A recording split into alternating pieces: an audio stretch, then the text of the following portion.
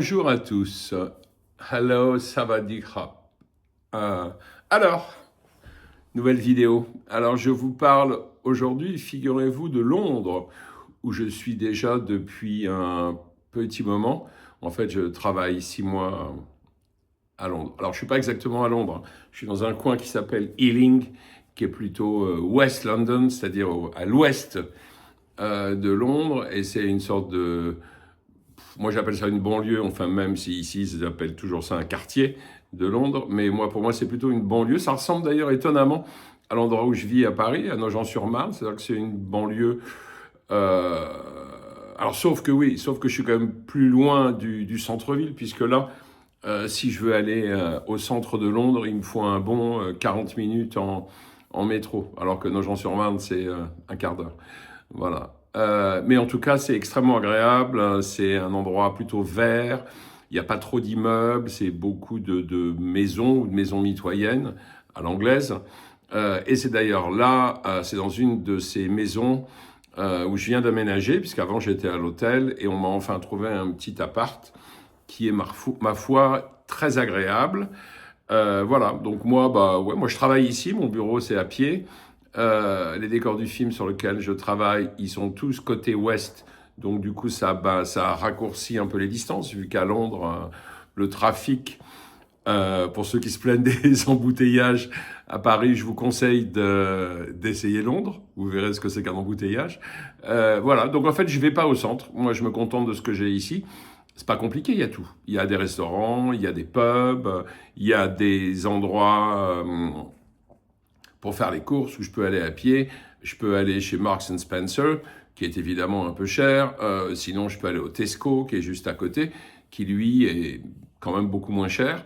Voilà, les seuls moments en fait où je dois aller à Londres, c'est tout simplement pour prendre le train à St. Pancras quand je prends l'Eurostar pour rentrer le week-end à Paris, ce qui m'arrive à peu près une fois par mois. Bref, donc voilà pour cette petite introduction.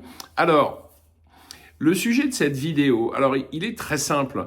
Je continue évidemment à regarder les YouTubers spécialistes de la Thaïlande qui adorent parler de la Thaïlande et de la présenter comme un paradis pour les retraités.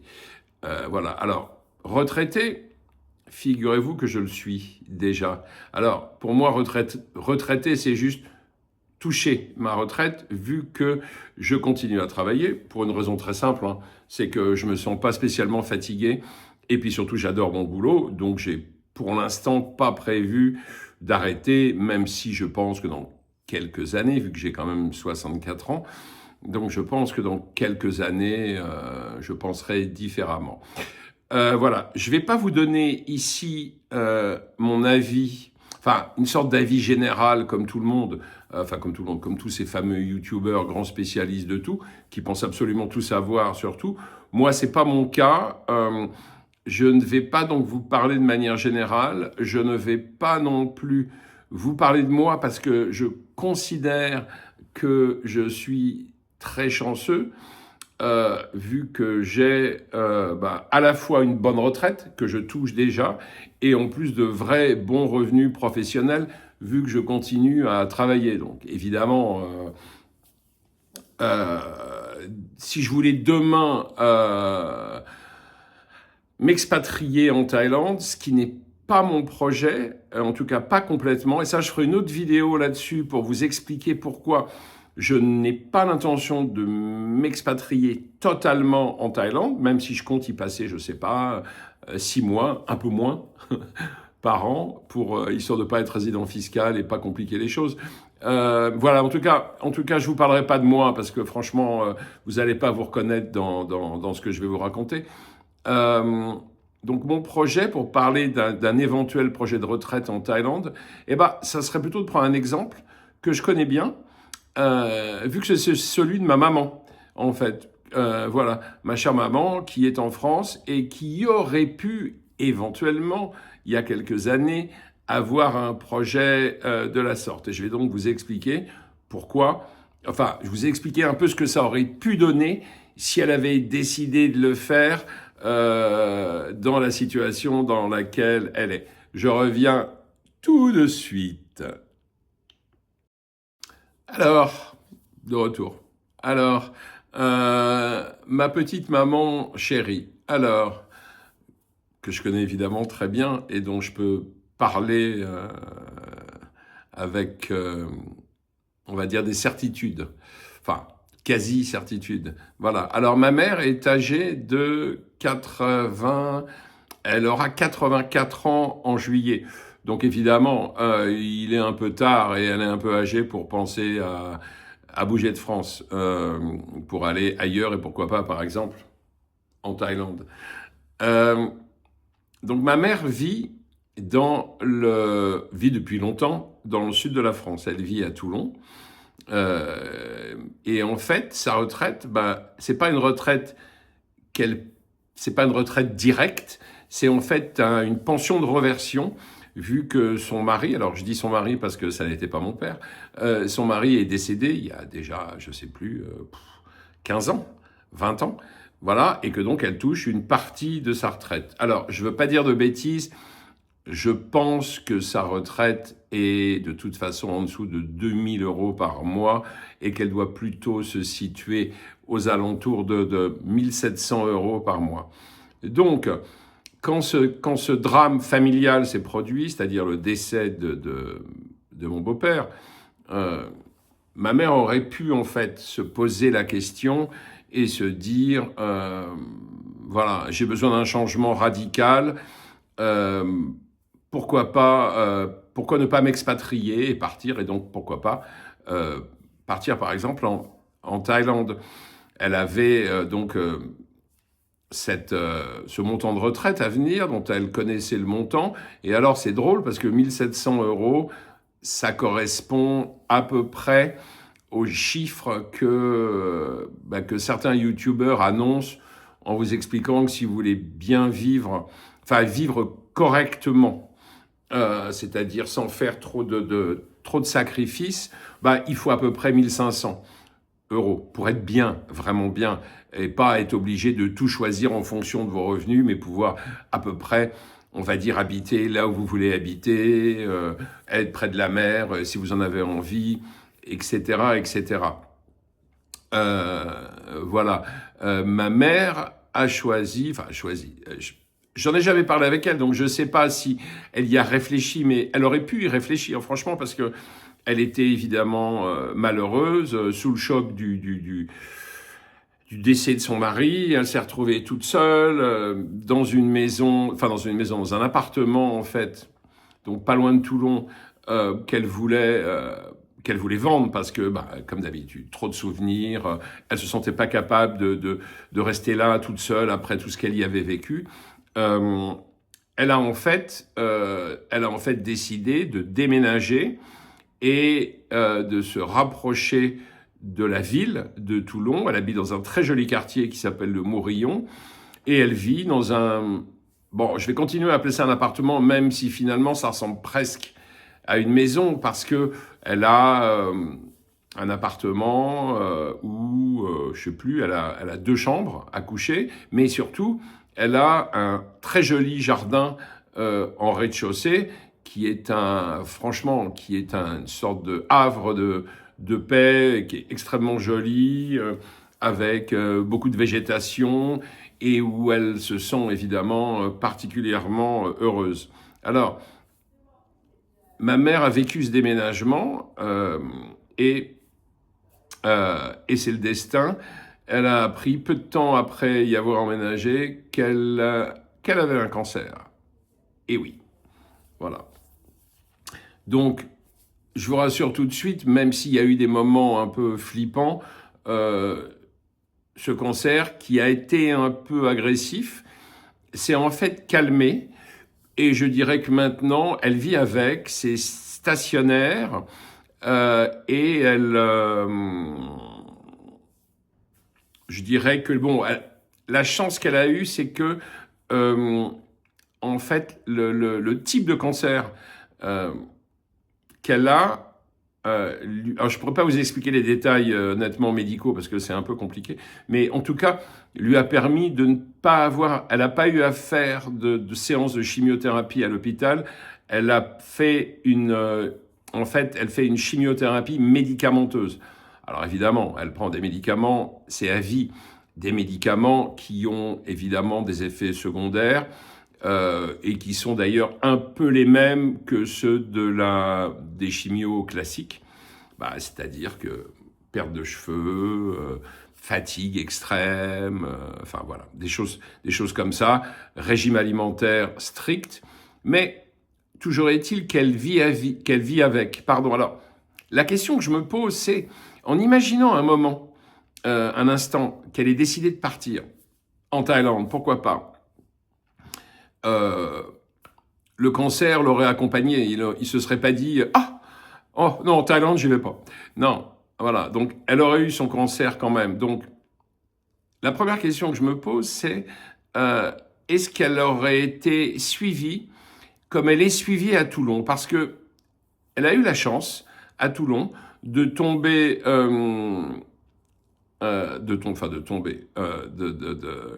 de consulter vraiment un excellent médecin dans un excellent service dans un des hôpitaux de la ville. Voilà, et qu'il l'a vraiment, je dirais, très bien soignée. C'est pas très loin de chez elle, elle y va en taxi, les rendez-vous sont précis, elle n'a pas à attendre, voilà. Enfin, les choses se font plutôt, je dirais, facilement. De plus, pour cette maladie, elle est quand même couverte à 100% par la sécurité sociale. C'est-à-dire que ces traitements, qui sont, je peux vous le dire, fort onéreux, ne lui coûtent absolument rien. Voilà, elle a quand même gardé une petite mutuelle, mais qu'elle ne paye pas trop cher, pour tout ce qui est un peu basique, c'est-à-dire notamment lunettes et dents. Parce que lunettes et dents, évidemment, ça ne rentre pas dans le cadre des 100%, qui sont juste attribués et qui sont juste attribués pour le cancer. Voilà. Et pour tout ce qui peut en découler, pour tous les frais annexes, je dirais, à ça. Donc, première question, c'est comment est-ce qu'elle aurait été suivie en Thaïlande? Alors, je dis pas que ça aurait été forcément moins bien, ou mieux, ou pareil. C'est juste une question que je pose, voilà. En sachant que là, franchement, la manière dont elle est suivie en France, c'est le top du top. Vraiment, vraiment. Deuxième question, comment est-ce que ça se serait passé financièrement? C'est-à-dire que devant un suivi et des traitements aussi onéreux, est-ce qu'elle aurait pu trouver, grâce à une mutuelle qu'elle aurait évidemment payé très cher, est-ce qu'elle aurait pu trouver un niveau de remboursement à 100%? J'en suis pas vraiment sûr. Mais bon, encore une fois, contrairement aux autres, je ne suis pas un spécialiste, donc question que je pose. Mais voilà, bon, c'est un cas particulier. C'est une maladie lourde. Elle a eu de la chance parce que cette maladie l'a pas tuée et que pour l'instant, je dirais que même si elle a une espèce d'épée de Damoclès au-dessus de la tête, parce qu'on l'a toujours, mais voilà, je veux dire, la maladie s'est calmée et il n'y a pas de rechute. Elle est suivie très régulièrement. Elle fait des examens tous les, je sais pas, tous les 2 mois, je dirais. Mais voilà, pour l'instant, tout va bien. Le médecin lui a même baissé les doses de médicaments. Donc voilà, j'imagine qu'en Thaïlande, si elle avait eu à faire face à ce genre de problème, elle aurait dû évidemment prendre une mutuelle qui lui aurait coûté les yeux de la tête. Et je ne sais même pas d'ailleurs si elle aurait pu l'avoir. Voilà, honnêtement, question que je pose. Après, sur le cadre de vie, maladie mise à part, ma mère est française, de culture française, attachée à cette culture. Elle vit dans le sud de la France, où il fait, vous le savez, plutôt beau. Voilà, d'ailleurs en ce moment, je l'ai eu au téléphone, elle se plaint même de la chaleur. On a l'impression qu'elle vit en Thaïlande presque. Bon, en ce moment, il fait 30 degrés, hein, quand même. Voilà. Euh, L'endroit où elle habite est situé, je dirais, allez, à 400 mètres à pied d'une plage. Bon, qui est une plage de ville, certes, mais enfin bon, c'est quand même la mer Méditerranée qui d'ailleurs se réchauffe aussi. Moi, j'y vais de temps en temps et maintenant, il n'est pas rare quand je me baigne, d'avoir une eau à 25 degrés au mois d'août, hein. Ça arrive. Il paraît que la planète se réchauffe. Je crois que c'est pas une légende. Voilà. Donc, elle a ce cadre de vie très agréable. Elle est totalement prise en charge pour sa maladie. Elle vit avec sa retraite. Elle n'a pas d'argent à côté de ça. Enfin, elle n'a pas d'argent. Elle est comme toutes les personnes âgées. Elle a un petit pécule quelque part. Mais en tout cas, elle n'a pas de revenus complémentaires. Voilà, elle se nourrit fort bien, elle s'habille, elle paye les frais de la maison, elle paye le jardinier pour s'occuper du jardin. Enfin, je dirais elle est très très heureuse et vraiment, encore une fois, euh, je me pose là. Bon, il y a aussi des petits détails, hein. Le fait est que elle aime la nourriture chez nous et que je ne sais pas si elle aurait pu s'habituer à la nourriture thaïlandaise, donc elle aurait dû euh, essayer de continuer à manger un peu européen, voire français, ce qui veut dire aller au restaurant ou acheter des produits beaucoup plus chers. Donc euh, l'intérêt pour quelqu'un comme elle, en tout cas, même après avoir subi un choc émotionnel et être tenté par une sorte de nouveau départ, honnêtement, je vois pas tellement l'intérêt. Bon, elle, je vous l'ai dit, elle en a eu aucune envie, mais de toute façon, elle n'y a même pas réfléchi. Mais je vois pas vraiment l'intérêt de tout abandonner pour partir dans un pays tout neuf où on va se retrouver sans doute un peu isolé. Oui, autre petit détail, ma mère ne parle pas anglais, donc où il aurait fallu qu'elle se mette à l'anglais. Euh, bon, ça aurait été quoi l'intérêt, en fait? Ça aurait été comme ce qu'on vous dit, les formidables paysages thaïlandais. Enfin, je ne sais pas si vous avez déjà été dans le Var, mais à la fois la côte et l'arrière-pays, c'est quand même extrêmement beau. Extrêmement beau. Absolument.